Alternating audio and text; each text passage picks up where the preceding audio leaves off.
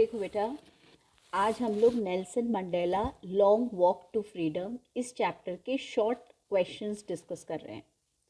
तो last time हमने MCQs करे थे। आज बेटा ये दो शॉर्ट क्वेश्चंस जो हैं इसको डिस्कस कर रही हूँ, कैसे हम लिखते हैं उसके बारे में बात कर रहे हैं, और फिर थोड़ी सी हमारी ग्रामर की एक्सरसाइज भी होगी। तो पहले आप इसका क्वेश्चन देखो जो आया हुआ है, why is 10th May 1994 important for South Africa. और बेटा ये क्वेश्चन इन्होंने हमें 3 मार्क्स का दिया है, 40 to 50 वर्ड्स दिए हैं। 3 मार्क्स का क्वेश्चन है। हमें इसको लिखने से पहले 3 वैल्यू पॉइंट्स जो हैं वो ध्यान रखने हैं कि हमें इनमें कौन सी 3 बातें लिखनी है। तो क्वेश्चन है 10th May 1994 साउथ अफ्रीका के लिए इम्पॉर्टेंट क्यों है। तो पहला तो रीज़न ये हुआ बेटा कि इतने सालों के बाद यहाँ पर अब वो जो एपार्थाइड की पॉलिसी थी वो हट रही है। दूसरा, ये डेट इसलिए इम्पॉर्टेंट है क्योंकि फर्स्ट ब्लैक प्रेसिडेंट बने हैं, और बेटा इसलिए क्योंकि यहाँ पे डेमोक्रेटिक नॉन रेशियल गवर्नमेंट आ रही है।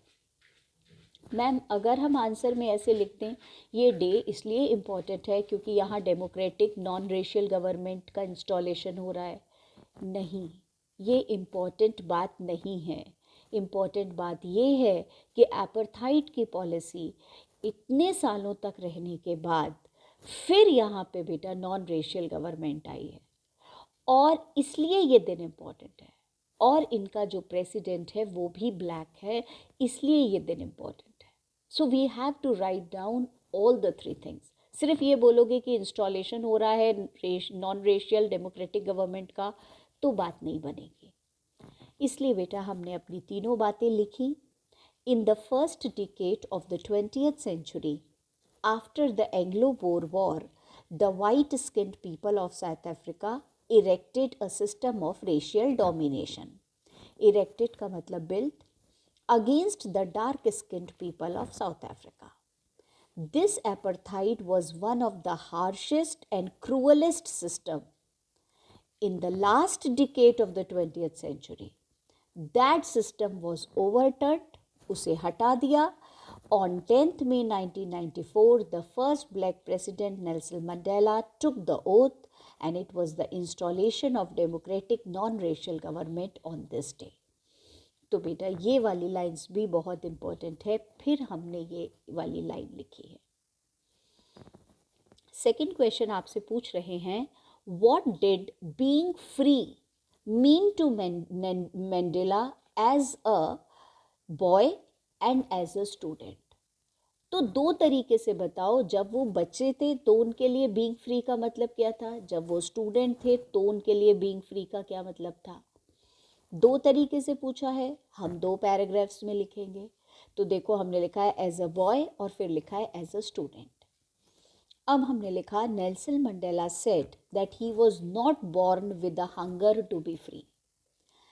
As a boy he thought he was free because he could run in the fields, swim in the village stream, roast maize under the stars, ride the bulls. He only had to obey his father and customs of his tribe. Otherwise उन्हें लगता था कि वो free हैं। दूसरी तरफ बेटा as a student he wanted freedom only for himself. He wanted to stay out at night, read what he wanted and went where he wanted. तो बेटा ये जो है ये भी हमारा एक हो गया। तो हमने इसमें एज अ बॉय के लिए भी लिख दिया, एज अ स्टूडेंट के लिए भी लिख दिया, और हमने ये लिख दिया कि he was not born with a hunger to be free. आप चैप्टर अच्छी तरीके से पढ़ते हो तो आप बहुत ही क्रिस्प आंसर लिख पाते हो, मतलब टू द पॉइंट। फिर ऐसा नहीं होता कि आपको बेटा कुछ बना के लिखना पड़ रहा है। ग्रामर क्या मैंने कहा था थोड़ा सा डिस्कस कर लेंगे। तो ग्रामर के बेटा ये 3 सेंटेंसेस हैं। जो फर्स्ट सेंटेंस है वो इन्होंने दिया है, it was a great match with a nail biting finish and some spectators present there thoroughly enjoyed watching it. इस सेंटेंस में हमें एरर बतानी है और बेटा उसका करेक्शन बताना है, वही ऑप्शन हम टिक कर देंगे। तो इन्होंने बोला ग्रेट नहीं आना चाहिए, ग्रेट की जगह ग्रेटेस्ट मैच आना चाहिए। पर ये तो बेटा करेक्शन नहीं हो सकता और ये एरर भी नहीं हो सकती, क्योंकि अगर यहाँ ग्रेटेस्ट होता तो यहाँ द होता। सुपरलेटिव डिग्री से पहले हमेशा द होता है, तो द यहाँ नहीं है तो यहाँ सुपरलेटिव डिग्री ग्रेटेस्ट नहीं आएगी। फिर इन्होंने बोला नेल बाइटिंग गलत है, नेल ईटिंग होना चाहिए with a nail biting finish. पर बेटा नेल्स को तो अपन बाइट ही करते हैं, खाते थोड़ी ना है, नेल ईट थोड़ी ना करते हैं, तो नेल बाइटिंग भी ठीक है। And some spectators present there, और बेटा फिर इन्होंने बोला है सम नहीं होना चाहिए, ऑल द स्पेक्टेटर्स। कुछ स्पेक्टेटर्स नहीं, कुछ देखने वाले नहीं, सब देखने वाले जो वहाँ प्रेजेंट थे थॉरली इंजॉयड वॉचिंग इट। तो बेटा देयर के लिए इन्होंने बोला THEIR लगा दो, ये तो बिल्कुल ही गलत है, क्योंकि देयर का मतलब THERE का मतलब वहाँ, तो वहाँ ही तो प्रेजेंट थे, ये देयर का तो मतलब ही नहीं होगा। इस देयर का मतलब होता है उनके, तो उनकी तो बात ही नहीं हो रही, वहाँ जो प्रेजेंट थे, तो ये देयर तो बिल्कुल ठीक है। पर बेटा कुछ स्पेक्टेटर्स नहीं, ऑल द स्पेक्टेटर्स जो भी वहाँ प्रेजेंट थे उन्होंने मैच को एंजॉय किया, इसलिए ये वाला ऑप्शन करेक्ट है, सी वाला, सम की जगह ऑल दो आएगा। तो एक एक को पढ़ के देखना, फिर उसके बाद टिक करना बेटा कौन सा वाला होगा। सेकेंड सेंटेंस और थोड़ा डिफिकल्ट है। I dash only look upwards, the sun began to grow hot and the light dash my eyes. अब बेटा कुड कैन ये तो सारे ही ठीक है, यहाँ तो कुछ भी आ सकता है। देखने वाली बात यह है कि सेकंड ब्लैंक में क्या आएगा, and the light dash my eyes. Light आँखों को क्या करती है बेटा, सन की जो लाइट होती है वो हमारी आँखों को क्या करती है, ऑफेंडेड। ऑफेंडेड का मतलब इंसल्टेड नहीं। डेफेंडेड नो, डेफ का मतलब तो बहरा होता है, बहरा थोड़ी ना होगा आँखों से। ब्लिंक्ड हो सकता है, ब्लिंक्ड का मतलब होता है झपझपाना। और बेटा ब्लाइंडेड, हाँ, क्या हमारी लाइट सनलाइट से क्या हमारी आंखें ब्लाइंड हो जाती हैं, बिल्कुल भी नहीं, हम आँखों को बंद कर लेते हैं।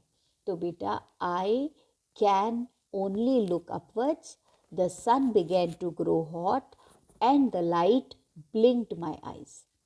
आप पूछ सकते हो मैं, यहाँ पे बिगैन दिया हुआ है और यहाँ पर भी पास्ट टेंस आना चाहिए, तो कुड आना चाहिए। नहीं बेटा, यहाँ पे कुड नहीं आना चाहिए, क्योंकि ये सेमी कोलन लग गया ना, तो ये पार्ट अलग हो जाएगा और ये पार्ट अलग हो जाएगा, इसलिए हम यहाँ से बहुत अच्छी तरह कैन लगा सकते हैं। और सबसे इम्पॉर्टेंट बात, लाइट आइज को क्या कर रही है, वो बहुत इम्पॉर्टेंट वर्ड है, तो ब्लिंक्ड लिखेंगे। Third sentence, the spectator said bravo well played Rahul. अब इसको इनडायरेक्ट स्पीच रिपोर्टेड स्पीच में लिखना है।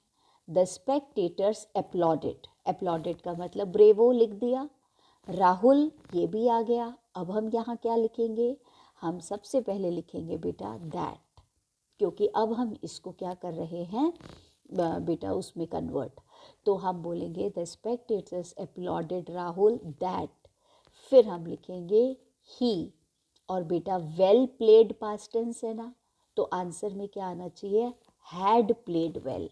हैड वेल प्लेड नहीं, इसको करेक्ट सेंटेंस बना के लिखो, तो आप लिखोगे Rahul that he had played well. ठीक है, आप चाहते तो बेटा इसमें ये भी लिख सकते थे that he had played very well, पर बेटा हैड इसलिए आया क्योंकि ये पास्ट टेंस है, तो यहाँ पे पास्ट परफेक्ट आएगा। और बेटा ऐसे नहीं लिखेंगे, इसको चेंज करके सेंटेंस के फॉर्म में लिखेंगे। और अगर आप चाहो, अपलॉडेड आ गया था इसलिए वेरी नहीं लगाया, नहीं तो आप बेटा बहुत आराम से लिखो, वो भी ठीक है, that he had played very well. ठीक है, आज का हमारा ये डिस्कशन हो गया बेटा। नेक्स्ट क्लास में हम नेल्सन मंडेला का लॉन्ग आंसर लेंगे और फिर एक दो एक्सरसाइजेस ग्रामर की फिर डिस्कस करेंगे। If you have any problems then you can send me the message and then I will solve your problem.